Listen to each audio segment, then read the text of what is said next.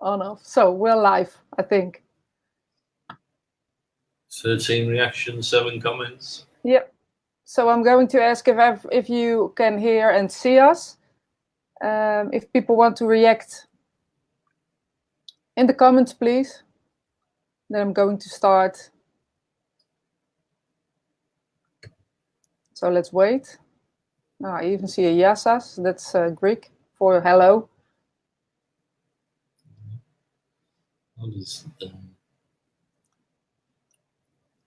So we're going to wait a moment. So you can see the reactions too, Paul, or not? Yeah, I can see cool. quite a few people I know. Yeah. Ah, that's nice. I can even put them in the. You can see it or not? Got people from England, I know. People from Australia, I know. Oh, that's nice. From America, I know. Well, I assume that they can hear us. Hi, everyone. Nobody responds, so we're just going to start anyway. Well, hello and good evening. My name is Rosita Belkadi, and I'm sorry for the English listeners. English is not my first language, so if I make a mistake or anything you cannot understand, I'm sorry for that. And we have the wonderful Paul Jacobs with us. Hi, Paul. Hi, Rosita. I'm very, very honored that you would like to talk about mediumship and Gordon Higginson. And well, let's see where we're going with this. Of course, people can ask a question if they want to. Certainly. I think they can hear us because people are saying hi there, Rosita and Paul. Okay. Cool. So I assume it's okay. Okay, let's start off. Paul, I just asked before we went on how many years you were in mediumship. And I want to ask it again, to be honest, because I really, like to know, and people to know, how many years you're in the so-called business.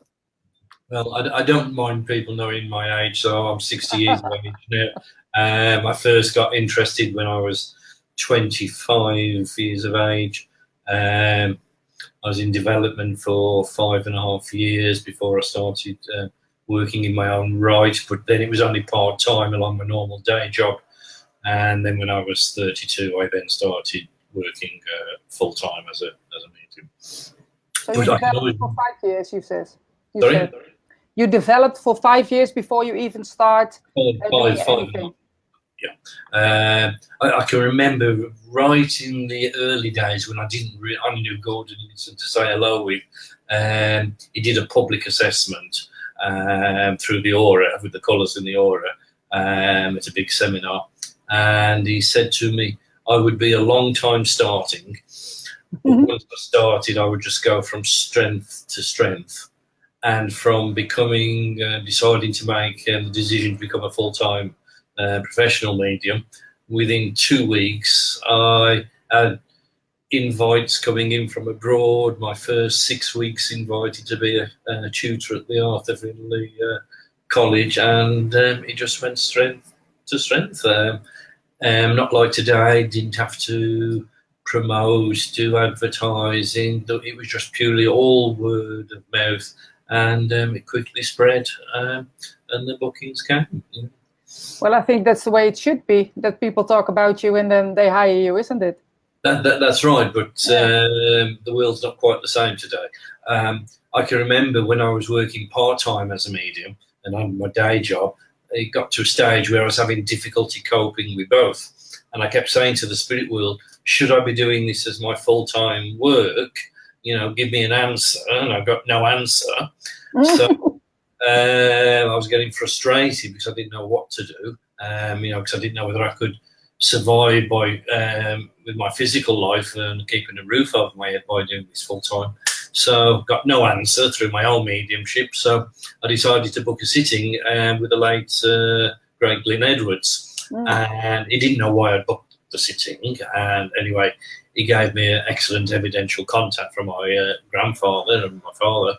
And And then all of a sudden, he just said, Paul, he said, the spirit world have said, it's your decision, not theirs, whether you go full-time or not. And I thought, oh, that's not the answer I wanted. I wanted them to tell me.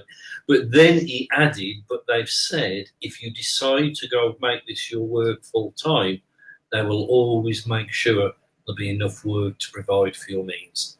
And from making that decision then to be my full-time work, I've never, ever not had enough work. That's beautiful, isn't it? Yeah, fantastic. Yeah. So, but you do a great job. Many people talk always about you, so that's a good thing. Hopefully. Like every medium, every teacher cannot be everybody's cup of tea. You know? Of course not. Of course not. And the other way around also, of course. That's right. That's right. You know, horses for courses. You know, I think one of the problems we have, you know, where I teach is my opinion and from my experience, which is many years' experience.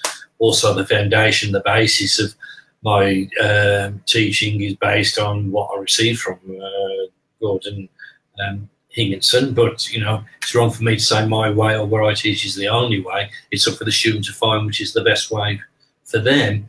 The only trouble is sometimes I think students choose the easy option, which means then they don't fulfill their full potential of their mediumship, you know, because somebody can have the potential to be a wonderful medium, but it doesn't mean they will fulfill it.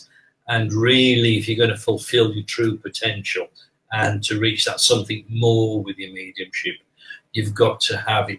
In a way, it's going to be tough. It's going to be hard, you know. It's the only way. If you look at anybody in any profession who reach the heights of their profession, you ask their story and they will tell you about the tough, hard work, commitment, dedication, disappointment, failures, strictness of the teachers and the training they had to go through. But, you know, for me, sometimes people think spirituality is all love and light and being sweet, sugary. You know, if you can't cope with us due to being honest and straight with you, you know, obviously, I never encourage a student to book a course with me. They either want to or they don't. Or they don't, exactly. You know, and if they come to me and they want to say they want to enhance their mediumship, because I get a lot of people already working with mediumship, you know, I have to be honest with them. And if they can't take the honesty, and I'm only doing it in the right way, because if I say something's wonderful and lovely that they've done and it's not, then I think they're going to think, oh, well, I'm okay. Paul said it's lovely and wonderful. You know, it doesn't matter how good a student is, whatever level, there's always room to do even better. And I say the same about my own mediumship, you know. Even when I feel I've even had a wonderful demonstration, I can still look at it afterwards and see where I could have enhanced and improved it. I remember a contact not too long ago at the Arthur Findlay College, and I thought it was a fantastic contact. And afterwards, the lady came to speak to me, and when she told me the story, I thought, bloody hell, Paul, you missed all that. You know, I've got to, you know, so, you know, we have to keep doing this, even, you know, my year's experience, we have to keep self-assessing, not in a destructive way, it's got to be in a constructive way and a positive way. You know, after a demonstration, I always assess myself. I look at what, you know, first of all, actually, I give myself acknowledgement for what went well. Then I look at what wasn't so well, and I look at what did I do I shouldn't have done, what didn't I do I should have done, you know. You can't become complacent. It doesn't matter how many years you've been doing this. No, of course not. Of course not. And is there, you say, for me, there is room for development also. Where do you get your, how can I say in English, fulfillment in mediumship, in a way, because I think it's more fulfillment you're looking for than development now. Well, no, none of us ever stopped development. You know, if I thought now, even after all these years, that there wasn't the possibility to enhance and improve on the quality, I think I'd call it a day. You know, yes. Because once you think you reach a stage that you've arrived, there's only one way after that, and that's down. Yeah, exactly. Yes, it's good to feel fulfilled. You know, there's nothing better than the feeling after you've done a demonstration and the whole demonstration has gone well, or you've seen that individual client that you know you've touched, and it'll make a difference to their life. I love it to see when I see students. I've got many out there who have done nothing in their life with mediumship and development, and I see the success and the quality of the work they're doing today. It's, in a way, I've got no children of my own, physical children of my own, and it's like being like a proud father, you know. When you see the success and the quality of some of the people you've helped, that's really rewarding. Yeah, it is. And do you think, about speaking about quality, that it's changed in the years? Unfortunately, yes. But even if you go back to the time period when I came into this, where I felt the standard was a lot higher than today, I was listening to an old radio interview of Gordon Higginson, which must be now 25, at least 35 years, 40 years old. And the first question the interviewer says to him, is the mediumship today as good as it was in the past? And his answer was, no, it's not. And they said to him, why? And he said, it's not because they're not the people with the potential, but they're not getting the right training and development and the right teachers. Exactly. And patience, I think that's a thing now too. This might be bad of me to say, but it's my opinion, is I sometimes say to some of my students, I feel sorry for you, because quite often the demonstrations you've listened to when you come into this subject aren't the quality that I witnessed, and sometimes the quality is not good at all, but seems pretty normal. So you feel it's okay to do that same quality, where I'm looking for you to do that something more. You know, let's be honest now, mediums are 2 a penny. There's thousands out there. So I say to my students, do you want to be one of the thousands? Yeah. Or you want to be the best? Something that little bit more. You know, because at the end of the day, if you're mediumistic, you're mediumistic. Yeah? So, you know, if the spirit world have given you the mediumistic ability, they've given me the mediumistic ability, right? That God or the spirit world is not going to say, I like Paul, I'm going to give him a good ability, but I'm not so keen on Rosita, so I'm going to have to give her a lesser ability. It depends on how you develop it and how you train it. Yeah, and that's so true. take it to that full potential, because they won't take the strictness at times that's needed, the discipline that's needed. They won't push their boundaries. One of the things that hold people back, and I'm having to say this so often in classes now, what holds you back is you do not express or take the evidence to the next stage because you're scared of being wrong. And somebody saying no. That holds you back more than anything. And I've said to my students, I don't see the problem. If you're in a classroom, you've got permission to be wrong. So stop being scared to be wrong and go for it. I agree. No, I wrote many class, and I have many no's. Oh dear. You know, it's like if you know, sometimes I'll be sitting there. I can remember I've worked with colleagues, and say there's one been working, and I've been sitting next to the other one, and I've been ready to get to start, and I've received something, and I've turned to them. I've said, I've just received something.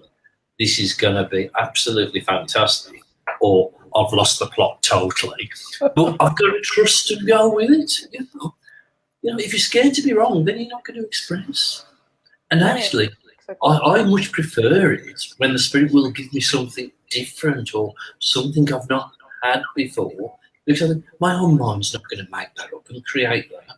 If all I get is a little old lady in an apron in the kitchen, I get scared to death. That would be fun. Yeah, that used to be the most popular contact we had from students or mediums who trained properly. And today the new one is, they had trouble breathing, they were a smoker. That's the new one. I wonder what it's in 20 years. It must be the tattooage, because everybody has a tattoo now. That's right. That's right. You know, I mean, I mean, I say to some of the, female students we have, I say, when you're in the spirit world and come back as a grandma to your grandchildren, the mediums aren't going to get away that you're just a family person looking after the home and cooking and looking after the children. You've all had varied and wide careers and experiences of life, So, I mean, even if you look at the names that we have today, it's not going to be all your Jans or your Johns or your Williams, and even relationships. The dynamics in families now, it's going to be hard work to work out what the relationship. Yeah. If I look at my own family, I can say definitely yes. And when you started developing in mediumship, which tutors do you go to? Basically, Gordon Higginson. I always used to go on Gordon and Higginson's weeks at the college. There was his team, there'd be people like Mavis Matilla, Glyn Edwards, Martin Young, Gerard Smith, wonderful ladies like Mary Duffy, Margaret Pearson, Betty Wakely. And I would go on courses a couple of times a year, but then I would sit in a home circle. And to be honest with you, you can't beat a good home circle. Yeah. I actually say to students, even though I may lose students by this, I think a lot of students go on too many courses. Yeah. What you need to do is take in, digest what you've learned in a course, then take it home and put it into practice. Yeah. But people book a course, they've hardly digested it, and then they're booking to go on to another course. Yeah. And then they're running from one different... You can learn something from every teacher, don't get me wrong, okay? But the trouble is sometimes they go running from one course with one teacher to another course with another teacher to another, to another, to another. And the teachers can often conflict. It's one of the problems I have. I'll say to a student, that's not really good that way. And they'll turn around to me and say, oh, well, that's what we were told to do last time. And I said, well, it's up to you. Which will enhance your mediumship the best? And then it's not the students in one way, and they end up then in a confused state and mess, Yeah.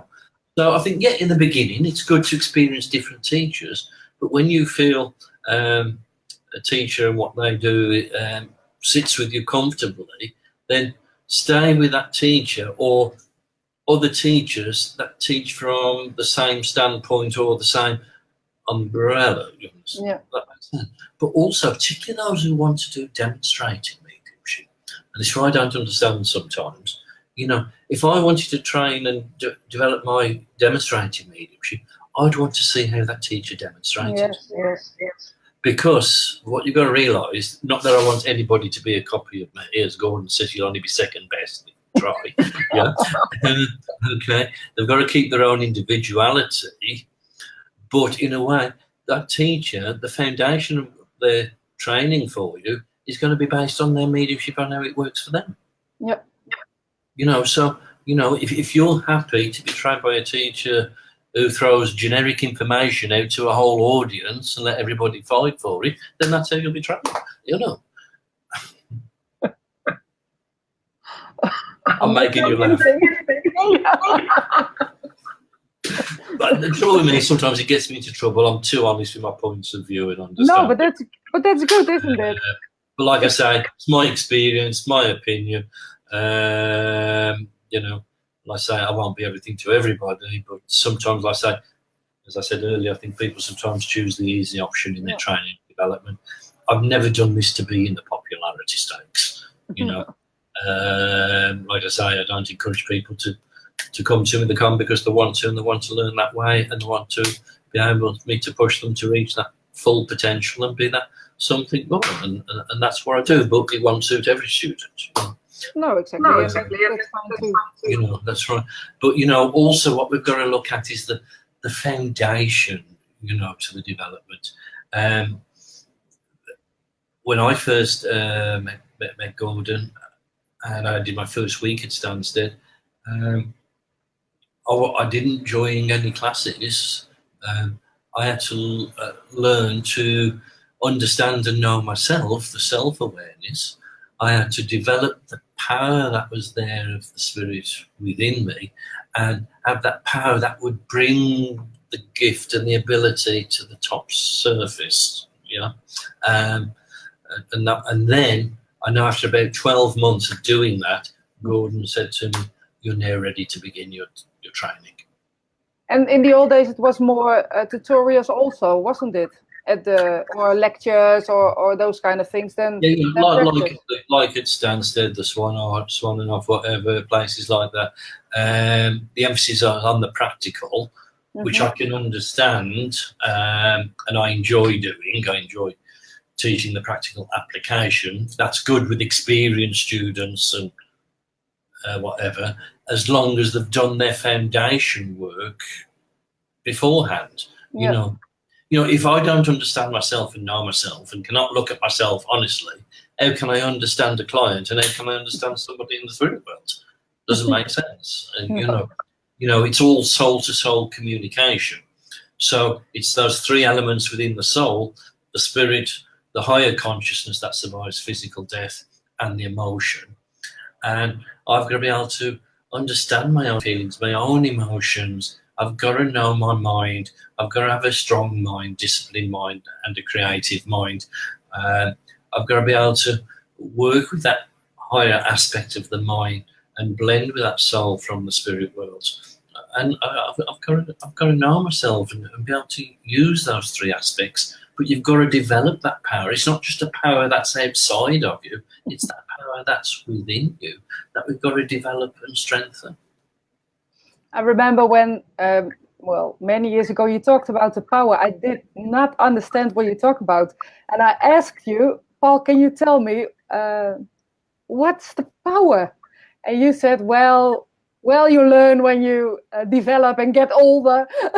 That's right, because it's something I can't describe to you. No, now I understand. It's not something I can give you. That power is development by the development and the understanding and allowing those elements in your soul to become a reality, instead of putting the emphasis onto the physical reaction and consciousness. It's being able to respond and experience on that higher consciousness, be able to listen to your feelings, allowing that power to move you, but without going all religious on you. Okay, I'm not. Okay.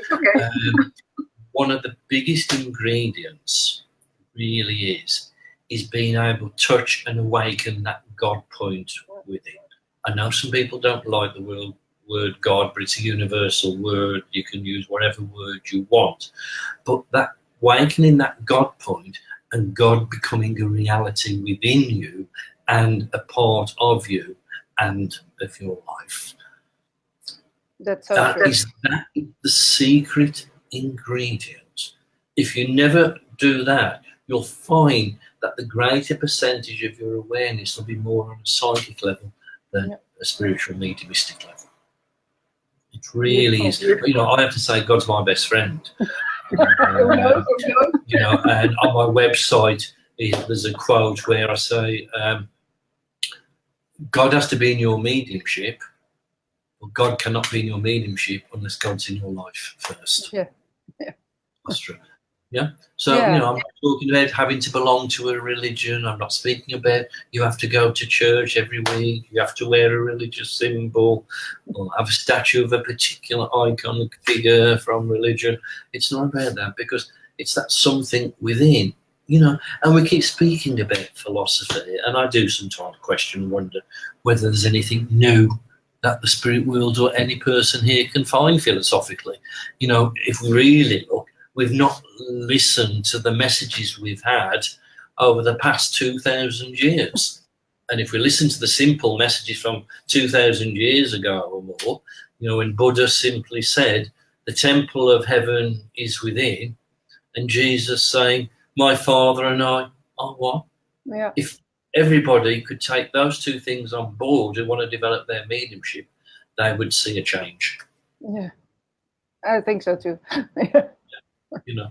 Like I say, that's not putting on a spiritual, religious overcoat. But it's got to come from within. sometimes people think they work with probably sweet, sugary voice and whatever. And no swearing. Not at all. People think I'm not spiritual because I used to smoke and I like a drink and I like a good time. I still like my physical pleasures of this world. But I'm human and I'm a physical and I've got to live in part of this world. Yeah, well, thank God for that. Hi, Mary. Hi, Sylvia. Hi, Monica. Yeah, there's a lot of people I think you know. Yes, there's lots and lots I know. Yes, yeah. So, I do... We've got to realise is that it's sometimes, I have some wonderful students who've got wonderful abilities and gifts with other things, it might be of the voice or the piano and all different things, and they're breaking the next to be a medium. And I thought, if I could come back to this world again, if I've got to be reincarnated, I don't think I'd come back as a medium. I'd want to come back as a singer or a musician or play. With a beautiful voice. Yeah, but I think the problem is sometimes is that today so many want to come in this for a career change. Yeah. Also, they decide they want to do this full time. Their reasons may be genuine, but it may not be meant for them to do it full time. Do you think that mediums are made or born, Paul? Sorry? Do you think then that mediums are made or born? Yes and no. Okay, so if you look, you may have like from other walks of life, say people like Mozart, from a child, they were born with that special gift, but they were 1 in a million. People like Gordon Higginson was 1 in a million. They were born. Yeah. Yeah. Then the rest of us, I think there's a potential there,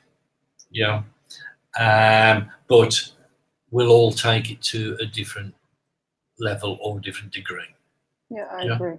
Okay. Yeah. I think we're all spirit in that way. So. Yeah, I do believe what I'm doing I was meant to do, and it was right that I do it full time. Not too sure whether I choose it again, but I think there's a lot of people, yes, because what we've got to remember is, first of all, everybody's psychic.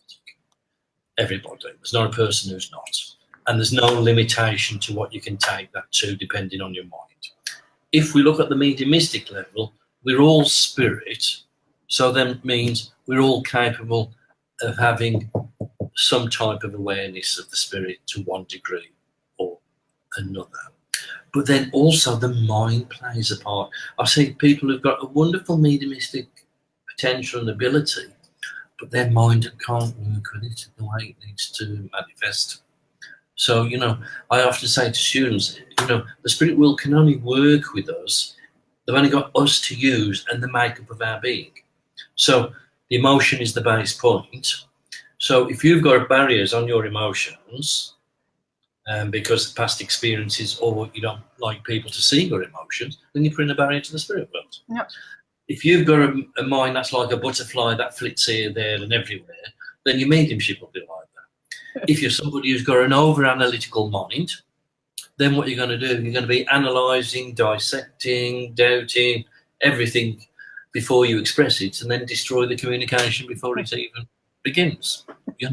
So the spirit world have only got you and me to use in the makeup as a person, and this is why there has to be this constant self-development as well. We're also knowing of ourselves, but also to be able to look at ourselves honestly. Exactly. I can look at myself honestly. I know my weak sides. Me too. I know my sides of my personality or character or as a person, the way I express the sides there. I know there aren't so good at times. I try to change it. I try to work on it. Not quite mastered it, but work in progress still. And also, it's amazing how many students still allow things from the past still be having a negative effect today. It's like with some of the female students who sometimes have problems with me, and I can guarantee when I speak to them about it, when they have a problem with me, it's because they're still carrying their issues with their father And I remind them of their father. And, don't put your problem with your father on me, but it's not my fault, but you need to carry, but then maybe you need to go away and work on these issues. Yeah. For all these years, because it's affecting your mediumship. Yeah. Yeah, that's so true. And if I can ask you something about the development, you talked about like Mozart is born, Gordon was born, but what made him such a special medium in your opinion? Well, again here, it's, if you think, like Gordon, even though it was what I believe he was born to do, it was predicted by the spirit world beforehand, okay? And that's why he would have been born into the family that he did. But if he hadn't have been born into that family with the mother who trained him the way she did, he would have probably not reached his full potential. No, exactly. And you say, what we've got to look at, and me and my colleagues, friends disagree on this at times. And I can remember being at the Arthur Findlay College, and we were all discussing about this with free will and destiny. Mm-hmm. And most of my friends and colleagues were saying everything was destiny. And I said, I'm sorry, I cannot agree. No, me neither.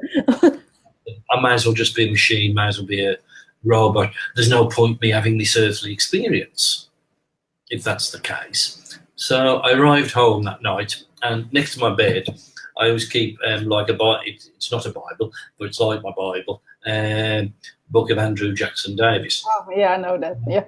I opened it at random, and the heading was Free Will and Destiny. I read it, and it said, free will belongs to the physical, destiny to the spirit. I thought that sums it up correct for me.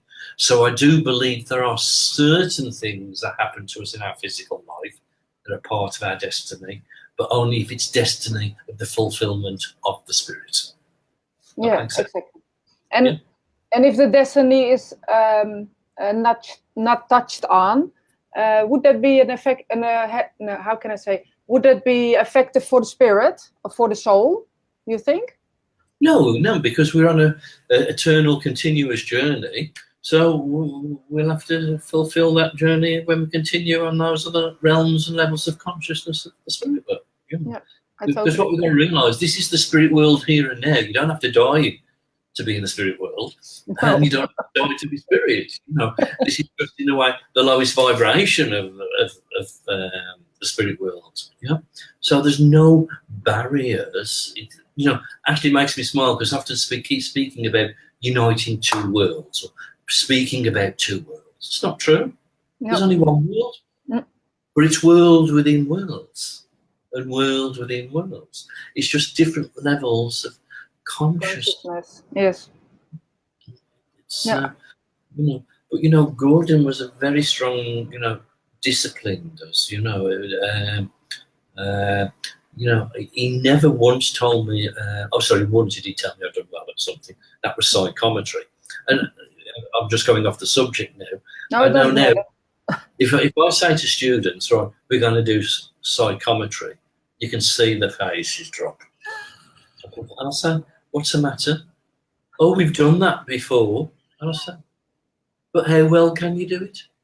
Gordon believed in training all his mediums through psychometry, to start with, even though it's the psychic level, but then being able then to move on from that to the spirit. Even though he was the finest medium of the day, he never did a sitting without either reading the aura or doing psychometry first. And people turn their nose up. Yeah, I don't understand why, but it's almost like a curse or something if you say that you work psychic. You've got to realise, I think quite often also people want to jump into the mediumistic aspect and ignore the psyche altogether. Well, the psyche is part of the soul. Your mediumship works through the soul. Yeah. Yeah. So, and I say if you look at your soul like a muscle, using the psychic aspect will strengthen that muscle, and it works exactly the same way. When I'm working psychically, my soul would experience your soul. When I'm working mediumistically, my soul blends with discarded soul. There's no difference. Just one in a body and one without a body. It's as simple as that. And I don't think sometimes people realise how important our psychic work is. You know, especially in today's age. Right? You know, many people who come for sittings come because of the problems and the difficulties of living this earthly life. Yeah, and we can help them on the psychic level with that, because the spirit world aren't going to come and tell you everything what to do. You know, so we, you know, and if I look at sittings today, I would say 70% of sitters don't need anybody from the spirit world. No. We can deal with on the psychic level, but word psychics become a negative word. Yes, if it's used in a silly way or stupid way, but used properly, it's a very important aspect of who we are and what we do. It's like colour and the aura. I can remember attending a tutorial with Gordon on colour and the aura, and he asked everybody, there's about 80 people in the room, who sees the aura. Nobody put the hand up. And he looked at me and he says, Paul, he says, do you see the aura? And I says, no. I said, I can feel it, the colour of the aura. And he said, the same thing, how'd you come? Yeah. I had to work with it. But before I did, he says, why should every medium learn to read the colour of the aura?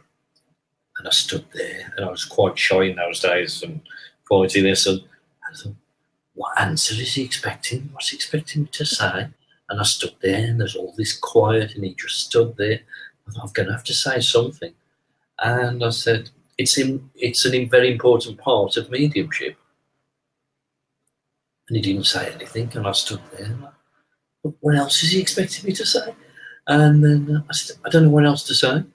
He said, there's nothing else to say. You've said it. It's an important part, and every medium should understand and know the colour of the aura. Yeah, I think so too, but I don't know if everybody has the same opinion about that. I mean, I love teaching it. I do colour and the soul.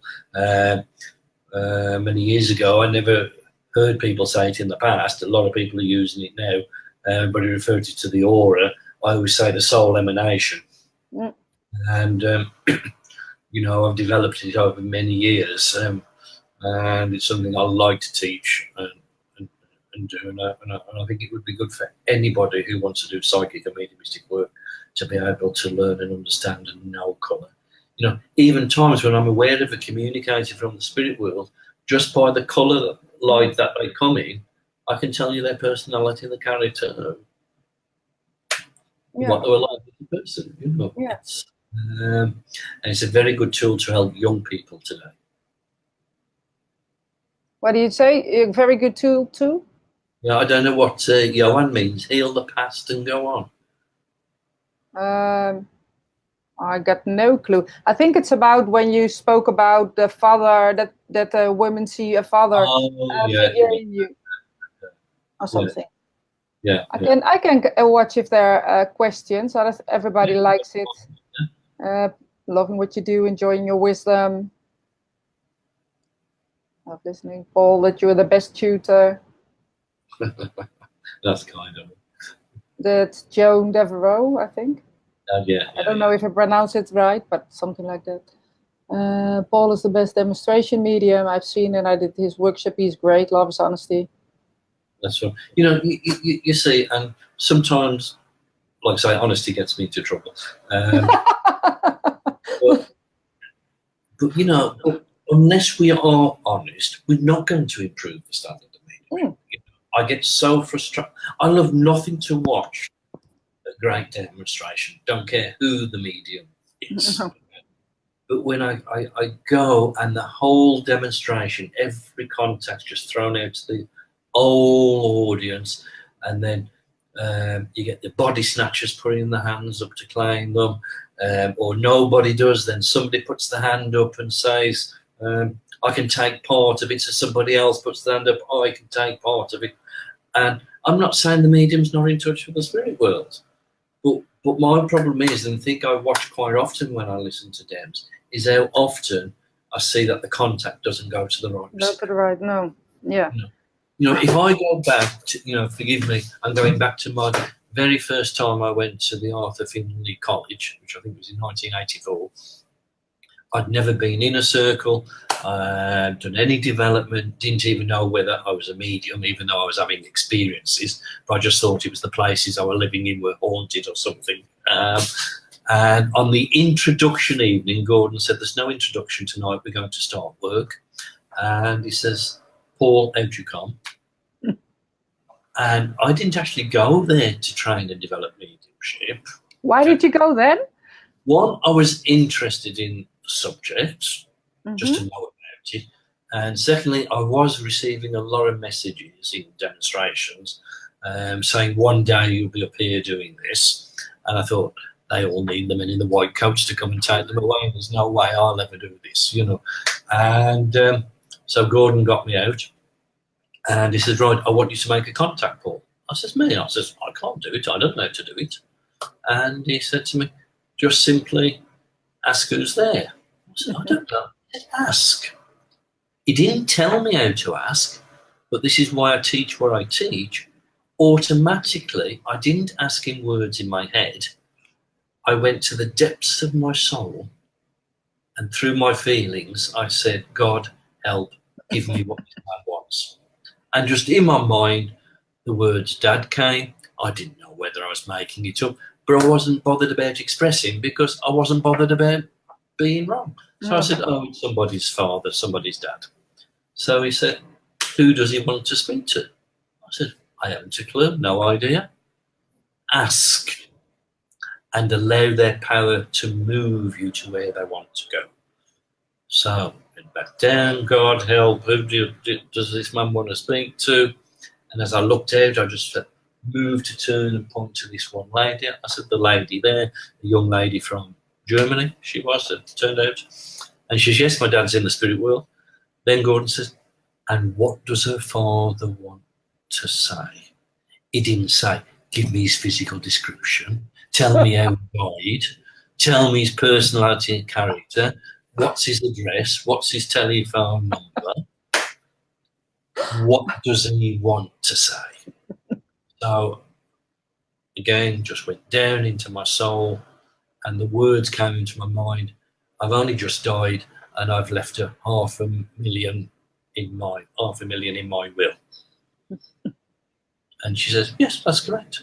I nearly had a heart attack, that it was right. So, if you will, that was my very first experience. Never had no training, no development, didn't know I was a medium. So if you think, who's there? Who they want to speak to? What do they want to say? If we all learn that from day one, exactly, I think it'd make a big difference. Walk in the park. Yeah. Just, and even myself, like I say, with self-awareness and self-development, okay, I was going through a stage 3 years ago with my own mediumship, which I wasn't too happy about. And what I come to a conclusion was that I become too controlling. Yeah. So from that moment, and I was sitting actually in the library, looking at Gordon's picture, speaking to him, saying, look, I'm not happy with my mediumship and whatever. Something's not right. And that's then when I just knew that I'd become, whether it's the spirit world trying to tell me, I don't know, or my own spirit realising, it doesn't matter, that I'd become too controlling. So from that moment, and I went into that demonstration, but before I did, I said to the spirit world, I trust, I surrender, bring me whatever evidence you want to bring in whichever way I can receive it. And I do that now, and I have done for the last 3 years before every demonstration. And it works. Yeah, and it's more fulfilling for you too, I think so. Because like, say if I'm sitting there or ready to dab and I want to receive it clairvoyantly, and my faculties for clairvoyance or energies isn't right at that moment for clairvoyance, I'm going to be stuck. Yeah.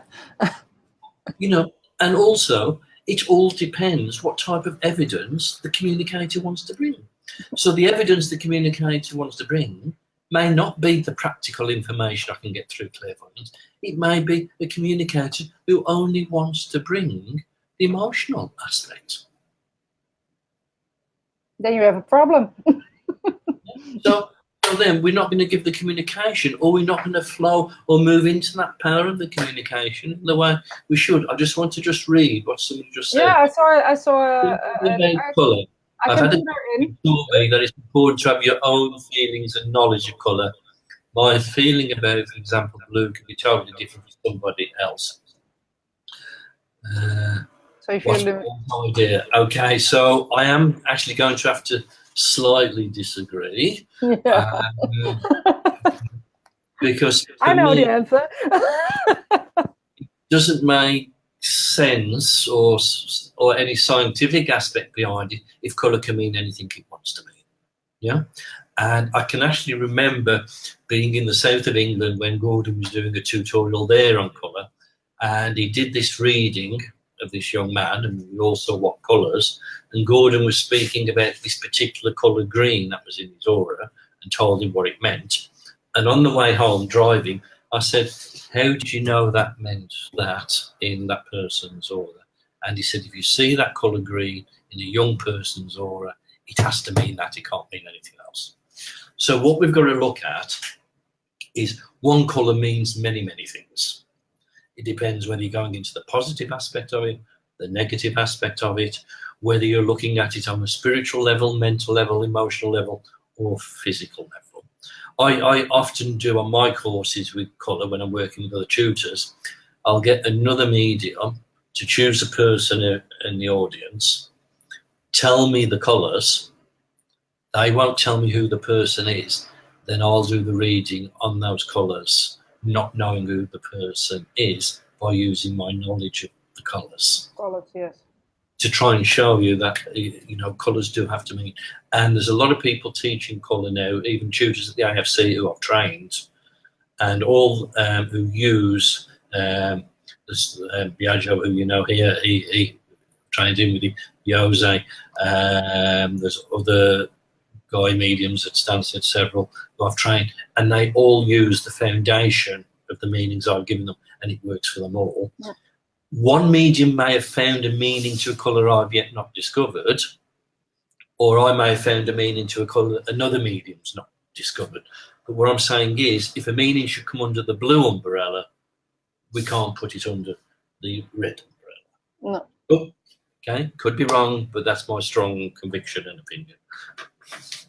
No, I think you're totally right. And I know I once did I think it was with you, about the colors, and I still use them. So it's still the same thing. And I sometimes try for myself just to prove that I'm wrong, but I'm not. But you're not. So it's still, yellow is still the same yellow as when you teach us. So yeah, you know, I'm you know. The way we used to do a reading with Gordon, or Gordon did it and taught us, was we'd use 4 colours. Then what I developed afterwards, because we've all got all the colours to one degree or another, moving in and out to one degree or another. But I actually believe, and this is why I do Colour of the Soul, is that there is a colour that corresponds to the quality of our soul and what it needs to express. And then with the second colour, telling us then how we should manifest that. I had a group here at the House of Spirit in Hanover last weekend, a group of students from Finland, and I just gave them a little taste on the end, and I wanted to see if they could feel the colours to do with a particular student, what colour they felt, and the most popular colour that came up was green. So I said to her, if that's correct, so I asked them to go in with a feeling for the quality of the colour of the soul. And when that green colour came, and also blue was the second, I said, you've worked associated with the medical profession, in service, in helping people, with a caring quality, using your communication skill. And she teaches children sign language. Oh, that's beautiful. I didn't know what a profession was. So, you know, I am a firm believer that there are certain meanings for colours, but like I say, it depends whether it's positive, negative, and what level you're perceiving or working on with that colour. Yeah. I can see there are more questions. Yeah.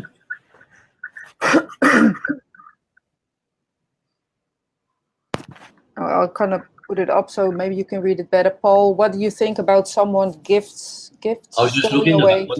That's an interesting question. Okay. No, the mediumistic ability, the psychic, first of all, the psychic level can never go away. If it's not working, it's only us creating some barrier for some reason or another for it not working.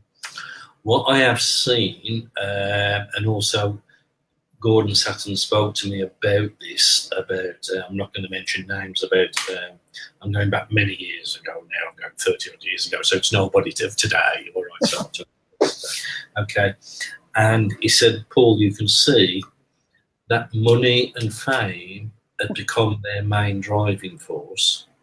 And he said, you can see the spirit withdrawing. And if you listen to them carefully, the greater percentage is more on the psychic and the spirit very little. Yeah. So now again, so I don't want to upset anybody. I'm well known. I've written a book. I've been on TV. I earn a decent living from my work. Yeah. But it can't be your driving force. No, exactly. That's totally different. That is because you need to eat and there's a roof upon your head. Then I'm involved in a TV project at the moment, and I've said to the producers, I know there has to be an entertainment value for it to work on TV, but I cannot lose what I'm about. No, exactly. Yeah. And what I try to do is, money-wise, yes, everybody's entitled to live. I don't care what the job is or the profession, whether it's spiritual or something non-spiritual. Okay. But what I try to do is keep the balance. Okay. Yes. Places I work with, I get paid very well. There's plenty of places I work with, money doesn't come into the equation. No, of course. And when you work and demonstrate, and people don't have a. We've got to keep the balance. Exactly. Yeah. Yeah. So you say when so it can be this what she said. It's not about the money. Okay. I think they're asking. Are they asking something personal about themselves that they feel they're it's not about the money. The one who asked about the gifts going away. All right. What we've got to look at, all right, that there are times in our life where we don't go through periods with it where we don't seem so connected and close for varying reasons. There may be sometimes also where we might have to put it to one side. It's not the right time. Because for our mediumship to really be working well and whatever, and whatever we want to do with it at that time period, it's got to be the right time in our life to do it. Not just for us, but also the right time for the spirit as well. Yeah. And also, people have got to realise the spirit world don't just expect us to neglect our physical life. Yeah, I can remember one lady, and I don't know if she's listening, she's from Holland, you probably know her if I told her name. I remember her coming for an assessment, and she's a good friend of mine.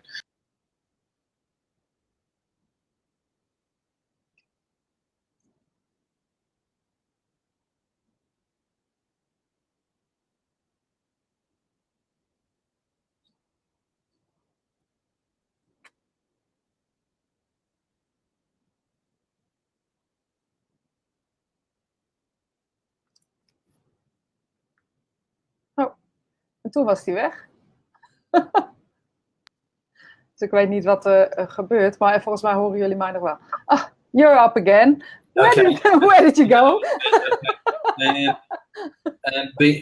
Being a mother's more important. Yeah. I already knew she got 2 children, but I didn't know, and she didn't know at the time, as they did that assessment, she was pregnant with another child. Yeah.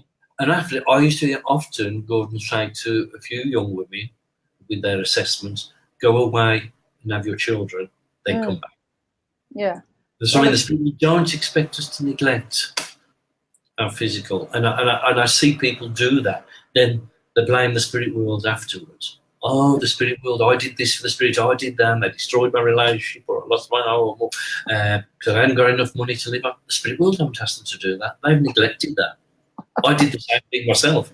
You know, I lost my home, I lost my business. The spirit world didn't ask me to neglect my business. No. I decided to do that.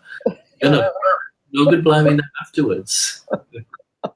Paul, did you, if you look back, are there periods in your mediumship where you, I don't know if stopping is a good word to say, but if you look back that you say, well, I was not that connected, or I was not that in the zone, or I should, I don't know. Yeah. What we're going to look at, if you think, we're talking about a mind encased in this physical body, an aspect of the mind we don't use in our everyday life, normally, yeah? Being able to communicate with another mind not in a physical body, it's such an airline fine line. The slightest thing can break it. Really can. You know, there's so many little ingredients that make it work and not work. And that was something I had to learn.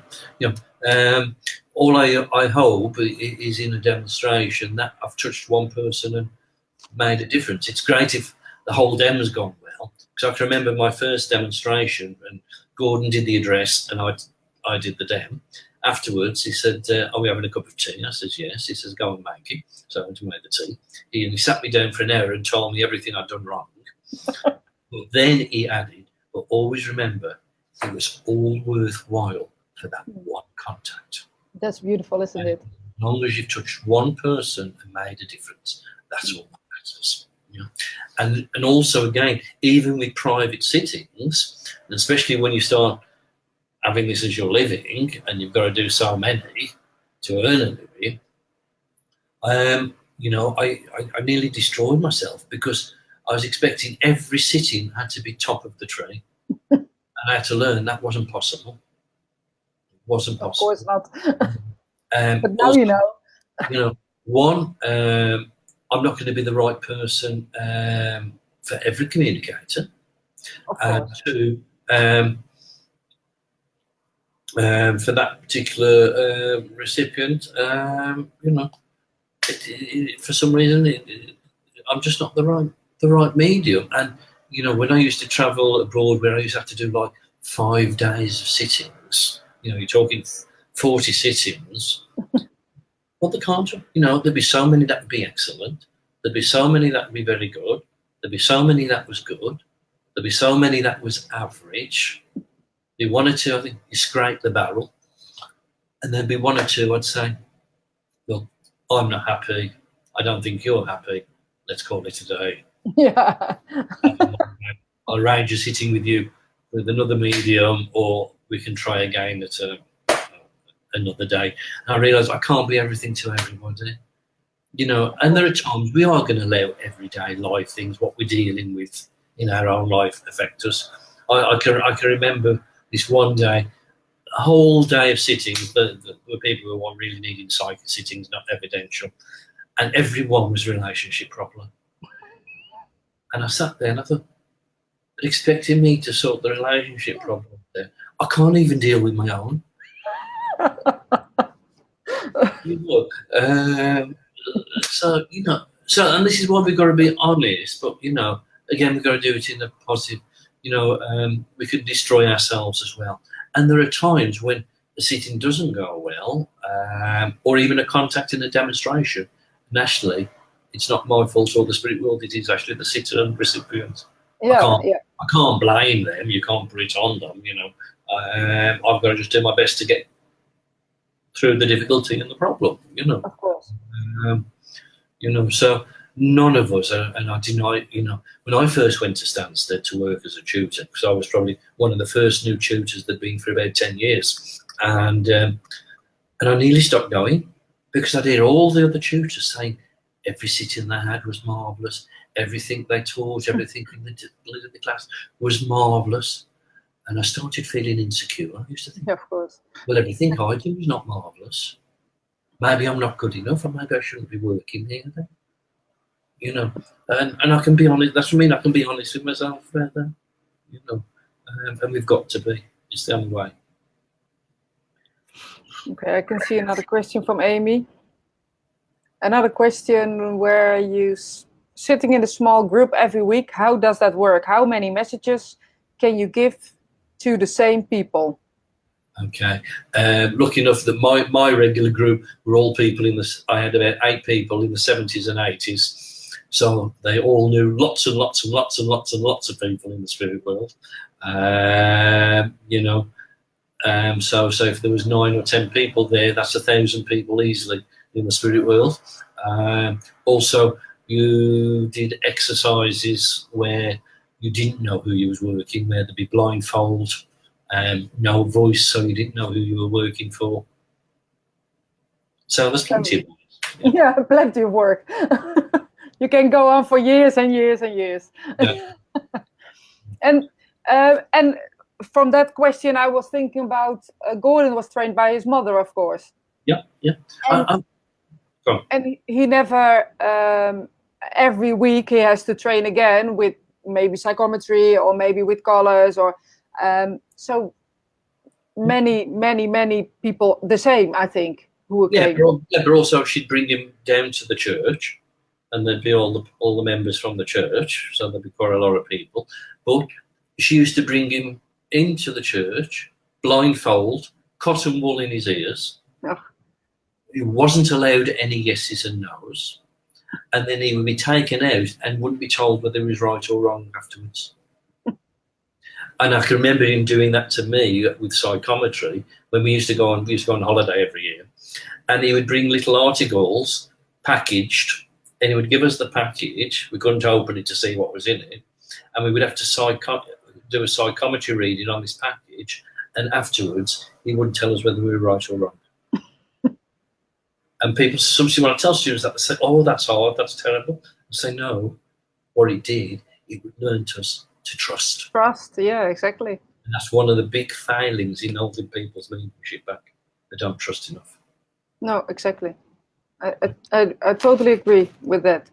And I once remember a story somebody told me, and maybe you told me, I don't know, that I think with Glenn Edwards, he was on a holiday or something, and that he psychometrized the people who were on a honeymoon trip or something. Do you know that story? No, I don't know that one. I don't know where maybe Glenn told me. Might have done. Yeah. That he was in that he saw 2 people and he said to them to Glenn, they're just married, they're in that room, and Glenn said you cannot not ask that, and afterwards they go to ask to the people, and everything he said was right. Yeah. He was amazing. Honestly, I could tell you now, he would only have to meet you for the first time, shake your hand, and he'd know everything he needed to know about you. Yeah, beautiful, isn't it? I can remember after going to Stansted that first time, I went to a weekend seminar, and I was sitting at the bar having a drink. And at that time, I was really scared of Gordon. Even though I loved him, I was scared of him.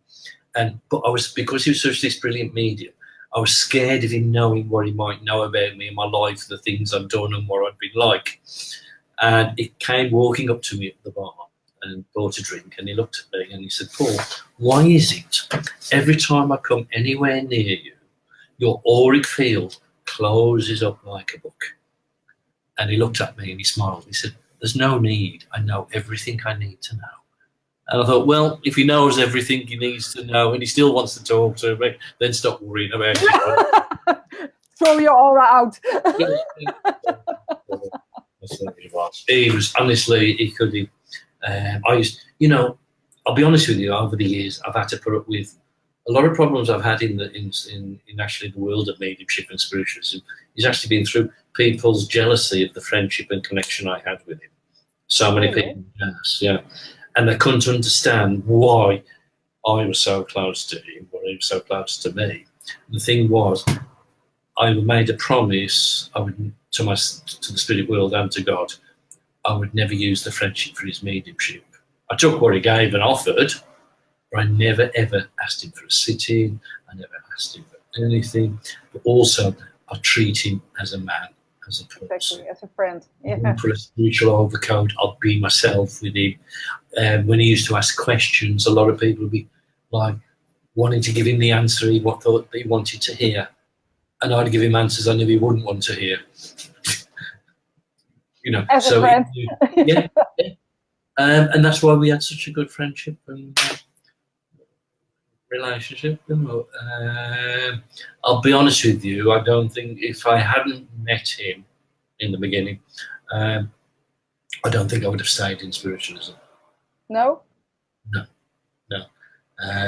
Because I'll be honest with you, I was interested, I was going, and I was listening to the demonstrations, and what I was listening to, I thought, I don't think this is for me, it's not very good. Then my great aunt, who's a medium who knew Gordon, said, I'm going to Longton Church next week on Sunday, would you like to come? It's called Higginson's Church, which meant nothing to me. And I said, yeah, I'll go. And he was standing outside the church, and she introduced me to him, and we shook hands. And even then, even though I didn't think I was sensitive, psychic, mediumistic, as if in me I just heard these words, you're going to be friends. And then 6 weeks later, my great aunt passed. I went to a funeral service, which Gordon was taking. It was 10 minutes from where I lived. I got there 2 hours early, pulled on the car park, and Gordon was sitting there in his car, and he invited me to sit in the car with him, and he said, I can help you, young man. So again, was that destiny? Don't know. Maybe not. Yeah, who knows? Or, and if I hadn't have responded, if I hadn't have done that, then maybe I wouldn't have fulfilled the potential I've fulfilled. Yeah, that could be.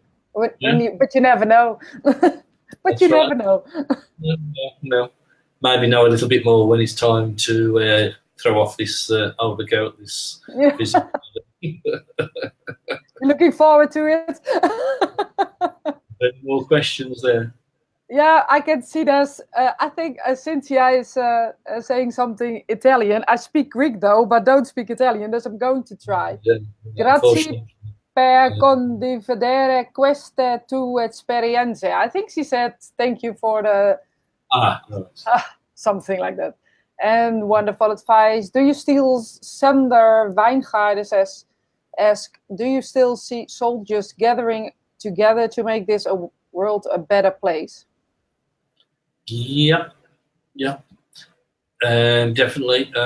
Because I mean, if you look, there's not just in mediumship, but if you look in spiritual matters generally, again, I'm not speaking about religion. More and more people are turning and looking for something more meaningful beyond the physical. Yeah. So the spiritual army doesn't just have to be mediums. No. Actually, that's the last thing we want, is everybody in the world to become mediums. To be mediums. And all the hatred. If everybody become a medium and a healer, then there'd be nobody left to give a message to or heal, But I think we had a great war then, Paul. But what it is, it's really about this power of the spirit, for it to be able to move us, direct us, uphold us. And if we've got people in all walks of life with a spiritual development, where this power could move them, whether it's in our government, in our schools, our medical profession, our businesses, whatever. If you look in the past history of spiritualists, some of the greatest reformers in slavery, women's rights, they're all spiritualists. And if you look at Robert Owen, who founded the Co-op Society, he was a successful businessman, but he was a spiritualist. He was a spiritual man, and what he did, he used the profits to give cheaper food to the community. He provided schools and education. He provided healthcare. So we can be on a spiritual journey by through and use it and work for the spirit world by being a businessman. Yeah, of course. People. It doesn't make you spiritual because you're a medium, and you don't have to be a medium to be spiritual. No, exactly. Would be great though. Hi, Rick. So let's see. I think people, yeah, there's more Italian, but I'm not going to dare to say another sentence in Italian. Do you speak Italian, Paul? No, I only know the odd words, I'm afraid. Oh, I mean, would you come to Lilydale? I suppose well, I have to work in New Jersey. Well, I work in New Jersey once a year, so that wouldn't be too bad to add on sometime, Amy. So thank you. Yes, that would be nice. I think Amy is Amy from Lilydale? I think we texted earlier this day when about this thing. And you know what? Maybe it's a strange question, but I wrote, I think a few months or maybe a year ago, that Gordon was believing in the elementary. Do I say it right? Yeah, he did. Yeah, certainly. So in a way, he was very open-minded about many things in well, the spirit world in a way. I can remember being in the library with him, and he said when he worked on the big marble fireplace, he said there used to be a spirit elemental that used to sit there and come and listen to him when he was working. Oh, really? And did many people believe that, or think that he was crazy a little bit? No, people accepted it from him. Yeah, so he did believe in elementals. A few people might be shocked about that, but he certainly did. Why do you think? Why they? Well, you know, I mean, you've got to admit, we do get sometimes a little bit off the wall people in this, whatever, and then they go away with all the weird and what we class as the weird and wonderful, you know. But then again, you know, I must tell you this little story. We was at church, and it was Harvest Festival time, where everybody brings all the fruit and vegetables, which we then shared out in the community afterwards. So in the afternoon, me and Gordon was getting all the platform with all the trestles and putting all the food and fruit and vegetables on display. So he was one end and I was the other, and I was down to this last bag of oranges that I was putting on a plate.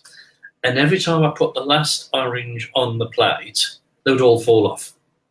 And I'd try again, they all fall off. I was trying again. And to myself, not verbally, I was swearing, these bloody oranges won't stay on the plate.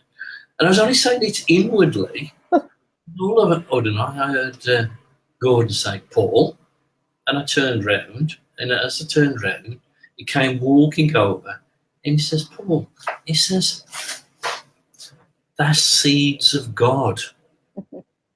Speak to them with love, don't swear at them.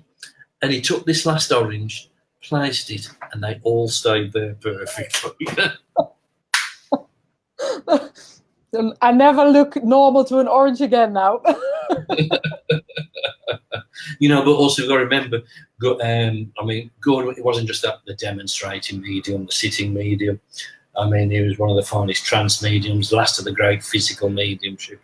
And actually, a lot of people think our church was built upon his communication mediumship, and it wasn't. It was actually built on his healing work and his diagnosis. And there he used to do diagnosis. Every new patient would have to see him first, and he would have a guide called Dr. John that would give the diagnosis, and the guide would then recommend which healer would be the best healer for the patient to go to. And then later on, he stopped doing it. Someone says, Gordon, why have you stopped doing it? People come from all over the country for this. They travel miles. And he says, oh, there's no need. I said, what do you mean, no need? He says, oh, I can do it through the colour and the aura. He says, it's easier, quicker, and I'm just as accurate as the spirit world. And I think it was true also, wasn't it? Yeah, he was one in a millions, you know. It's, you know, I've seen letters where people from royal families in different countries offering to, even Mae West wanting to send a private jet for him to fly him over to do a sit-in. But he would never take the money. No. I can see there's another. Talking about his trance mediumship and his physical mediumship, can you tell something about that? Yeah, I mean, when I first listened to him in trance, it was my first time really experiencing trance mediumship, and it was at his church. And you know, where most, I would say 99.9% of trance mediums stay seated all the time. He didn't. He would stand up. We'd got 3 big steps on the platform. They would be filled with vases of flower, and he would stand up, start speaking, walk down the steps, in and out of the flowers, the full length of the church, back again, up the steps, through the flowers, back to his chair, never stopped speaking, never faltered. But again, it wasn't just that he did the philosophy, he would also give evidential communication in the trance state as well, which very few trance mediums do. Mm-hmm. And it was amazing, you know. And even the trance evidential contacts, I mean, he was good just through his clairvoyance, etc. But in the trance state, it was amazing. And at that time, I'd got my own key to the church.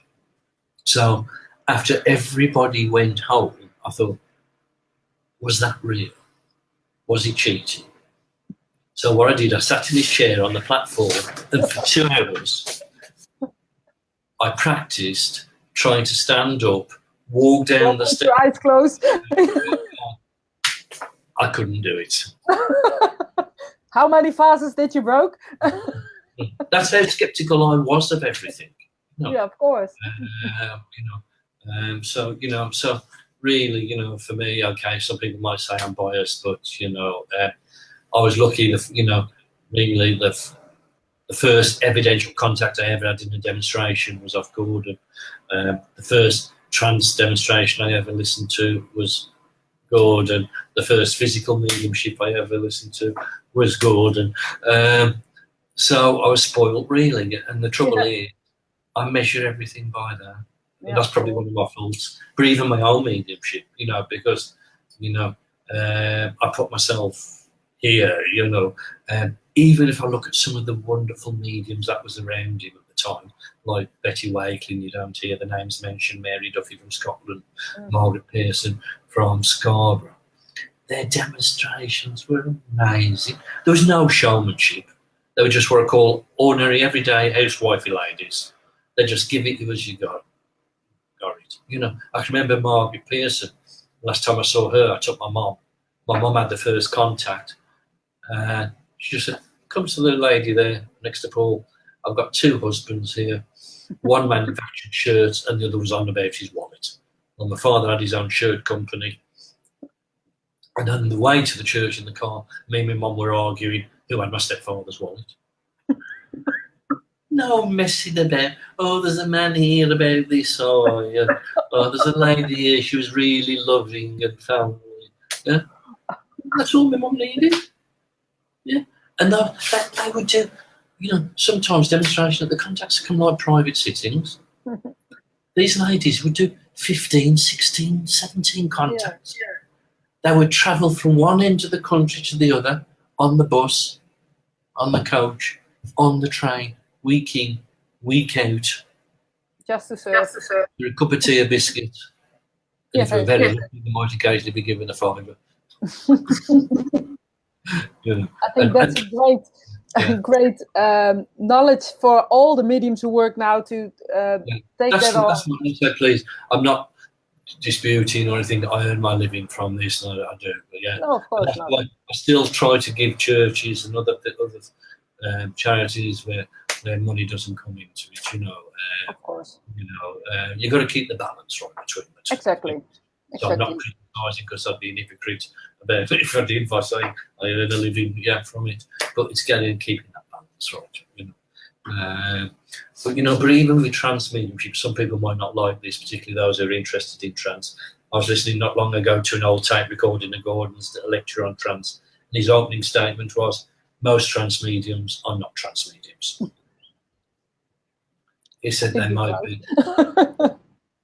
be inspired, or they might be influenced and overshadowed, but not the what we call the real true state of what he could do, that unconscious state. You know?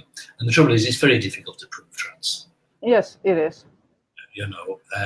But one thing we should remember is, and again, these are Gordon's words, it doesn't matter whether it's the evidential context in trance, whether it's the philosophy, or whether it's the healing. It should be something more happening and being done than in the other states. If nothing more is happening, or quality, then there's no point of it. No. Can you, Yeah, I totally understand what you mean. well, that might not be done too well with some people. So Well, that's not your thing. that's me, folks. That's the honest thing again. Well, let's celebrate that. Well, I don't know if you see the time, but it's almost 9:30. Yeah. So we Have we been on that long? Blimey, it's gone quick. yeah, it is. Would you get me started? I can talk all night. I love it, Paul. Maybe we can do another session. Yeah, we could do that. Yeah, I will see if there are any questions that are really important. Yeah. People agree. Well, and when would you go to New York? I think that's New Jersey. Oh, New Jersey. I'm in New Jersey in October this year, November next year. Oh, that's nice. At the Journey Within Church.